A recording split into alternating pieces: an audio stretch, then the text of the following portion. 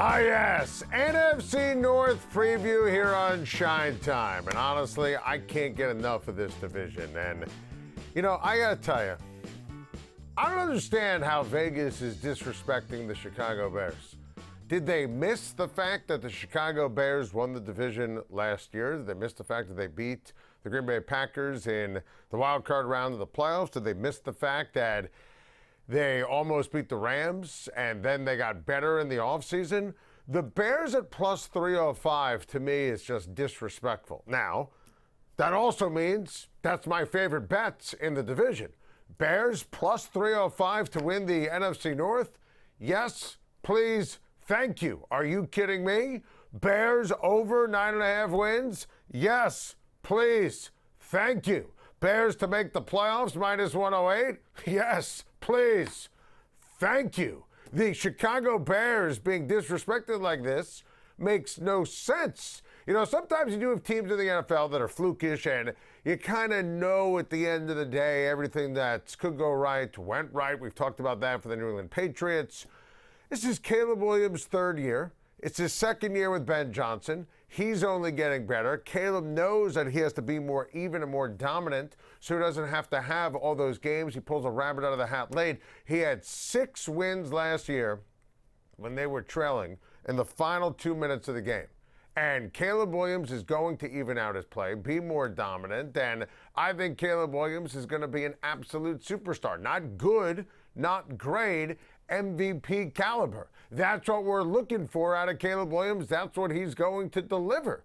I mean, last year was like a renaissance. The first year was a waste, his rookie season, when Matt Eberflus was the head coach. Ben Johnson's everything. And I still think Caleb Williams is learning from Ben Johnson. And Ben Johnson as a head coach, as a leader, as a play caller, he's superb. He's dynamite. He's one of one. I just love watching that marriage and that relationship with Johnson and Caleb Williams continue to blossom. And I'm a big fan of Luther Burton. I think he's going to have a monster season at the receiver position. I think that Rome Odunze still has a lot of ability. Now, it's a big year for Rome Odunze because, he was in that draft class in the first round with Caleb Williams. It's been good, has not been great. So I don't think that the Bears necessarily have elite talent on offense.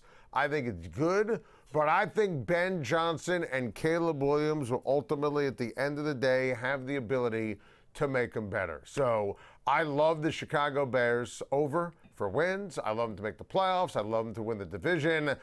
I'll tell you, the Detroit Lions, to me, I have no idea why they are the favorite. It makes absolutely no sense. Now, they do have, relatively speaking, a pretty soft schedule in the middle.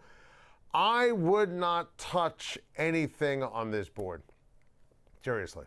I mean, I keep going back to 10 wins for Detroit, so I wouldn't touch anything. I'm not banging the under. I'm not banging the over. I think if anything, and it's not listed here, there's plus money on missing the playoffs for the Lions. See, here's the problem. As we were talking about the Bears, Dan Campbell threw the challenge flag 3 different times. He's terrible in game. He's terrible in terms of game management, clock management, untrustworthy, when to go for it on 4th down, when to punt, when to put out the field goal unit. I understand fire and brimstone and effort and energy and, we're going to bite kneecaps, and they needed that in Detroit.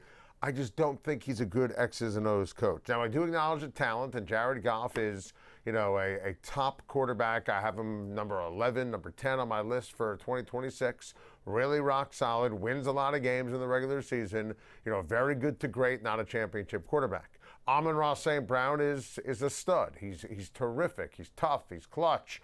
And Jahmyr Gibbs just got paid, and you can make the case because David Montgomery is now in Houston.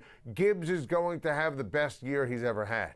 Defense is good. I wouldn't say it's great. We love Aiden Hutchinson. He's terrific. He's fantastic.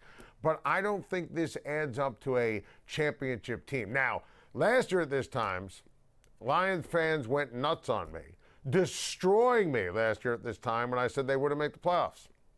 It's okay. I was right. You were wrong. And I'm going to be right this year. I think the Lions are going to miss the playoffs. I don't believe in them, and I don't really understand why Vegas loves them so much. Now, the team that I think that could make a dent and an impact, the Minnesota Vikings. I think the Minnesota Vikings are a true sleeper team. I love the Vikings over for wins. I think the Vikings are going to win double-digit games. Kyler Murray has talent. He's been a big-time quarterback in the NFL, and now one-year contract, prove a contract. Let him get all the reps in camp and let him throw to Justin Jefferson. I still think Justin Jefferson is the best wide receiver in the National Football League. And I think that the quarterback who can ultimately have Justin Jefferson unleash and untap that potential, couldn't do it last year because, they had no one throwing the ball and they botched the quarterback position. That's why they had to fire the general manager. It's clearly Kyler Murray. I love the pickups that they made in the offseason. I love the depth and the talent at the receiver position. Juwan Jennings was a heck of a pickup. I love Jordan Addison as number 2. The line is solid. They run the ball with Jones. Brian Flores' defense is dynamite. I kind of really want to pick the Minnesota Vikings to make the playoffs.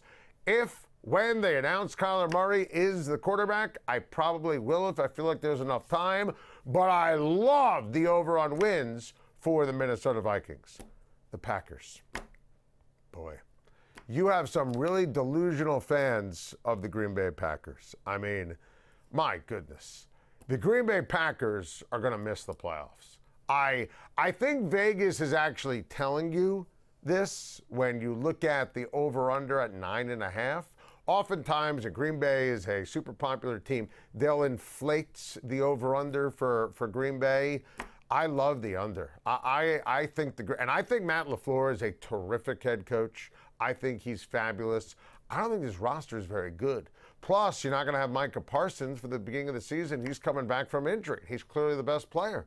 I don't think the receiver room has a lot of depth. Jordan Love, he throws too many pop-ups and too many 50-50 balls and too many interceptions when it matters the most, and we've seen that in big spots from Jordan Love. We did our quarterback ranking, and I ranked him 17th in the NFL. I think that's where he is. He's an average, mid-level quarterback in the National Football League, and frankly, 17 might have been too high when you look at Jordan Love. So I don't feel the Packers at all. I don't think their defense is necessarily great, especially without, obviously, Micah Parsons. Jeff Hafley, their great defensive coordinator. He now is the head coach of the Miami Dolphins.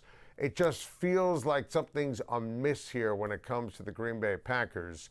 I honestly would bet the under, and I think the Green Bay Packers finish in last place in the NFC North.